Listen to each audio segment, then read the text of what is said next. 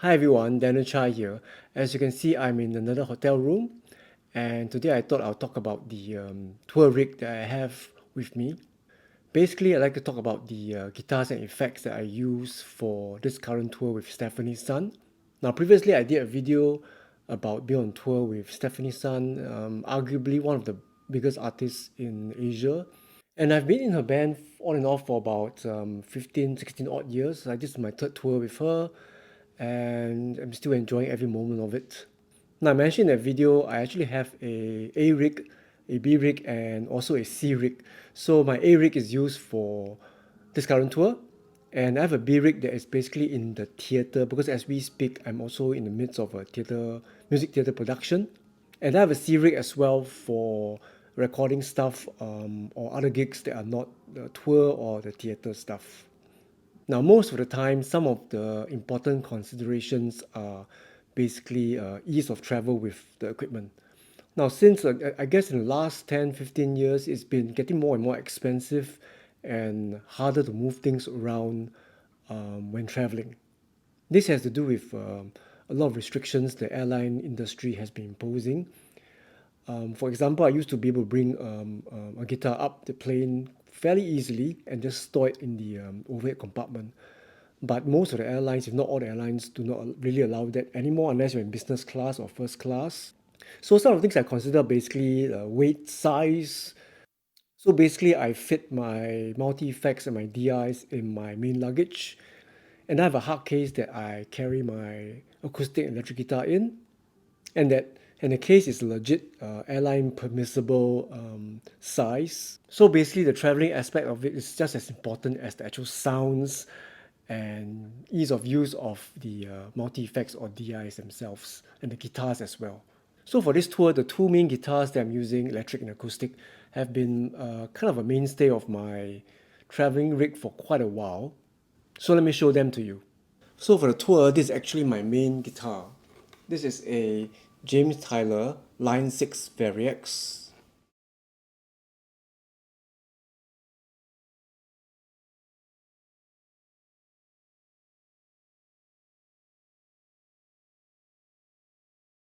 Now I've actually got three of these guitars. This blue one and a black one which you have seen me playing in some of the other videos are US made James Tyler Variaxes. I have a third one which I acquired recently. It's the Korean one, and that is kind of used like an additional backup. Now, I'm not going to spend too much time on electronics as there's tons of information online regarding this guitar. Basically, you have access to different guitars, Les Pauls, Tellys, 12-string guitars, um, resonators, dobros, banjo, and stuff like that. And you have access to different tunings. This guitar has gone through a lot though. It was a different color, and I've swapped out the pickguard a couple of times. And at some point, when the guitar was being refinished, I had my friend add a belly cut to the guitar because I just felt it was more comfortable. Initially, it felt more like a Tele with no belly cut. So this James Tyler Variax, there are really tons of videos online that you can find about the different kind of sounds, the functionality. So once I get back to the theater, I will briefly show you what the sounds are and the functions are. But if you want to know more, there's tons of material online. Ever since Yamaha bought over Line 6, the focus has not been on this instrument very much. So even the updates are pretty old. So if you're interested in this instrument, you can find used ones online pretty easily. I have to caveat by saying that the updates are pretty old.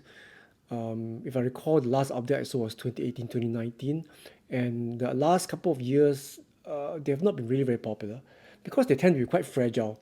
As we speak, my main Variax for this blue one, the electronics getting cranky, so I hope they survive the rest of the tour.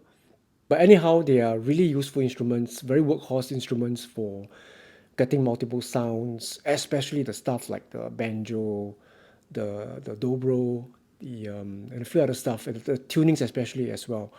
It's very useful and quick fix for certain things. So let me insert a video now of me back in the theater, just kind of briefly running through the features and the sounds of the Variax, James Tyler Variax.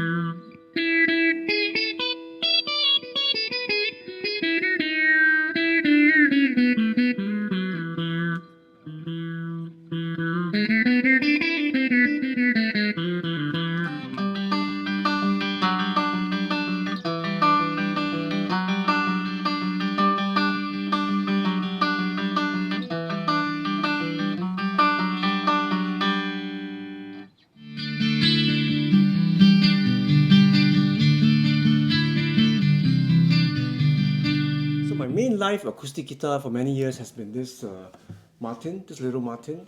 This is the double OCXAE. They still make these. They're made in Mexico now, but mine is made in the US. Basically, I like this guitar because for its size, both the strumming sounds and the kind of picking or plucking tones are pretty decent. There are some acoustic guitars whereby when it's too small, they sound honky, or if it's too large, it sounds boomy. And when it's too big, it's a bit difficult to travel with. So this is kind of a nice compromise. This guitar has gone through a lot as well. The bridge has been reset a couple of times. Even the neck has been reset before. And it has gone through a couple of pickup changes. I've changed the tuning packs as well. So this guitar is about 20 years old.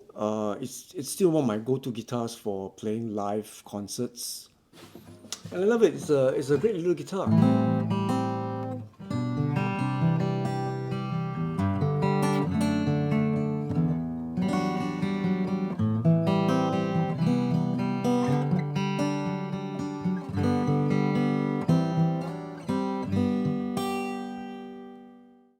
And I get all my tones for the electric guitar from the GT1000, the Boss GT1000.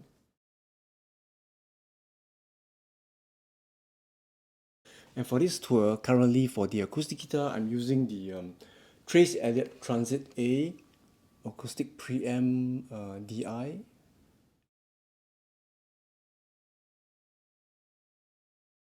So to sum up, I want to say that my A rig and my B rig actually are of the same value, and the guitars are pretty similar. Um, in fact, the effects is a GT1000 as well for my B rig. I only call them an A rig and B rig for ease of our discussion. And to round off this video, I'm just going to leave some clips of my A rig in action from the past couple of days from our rehearsals. Thanks again for watching, and see you next time.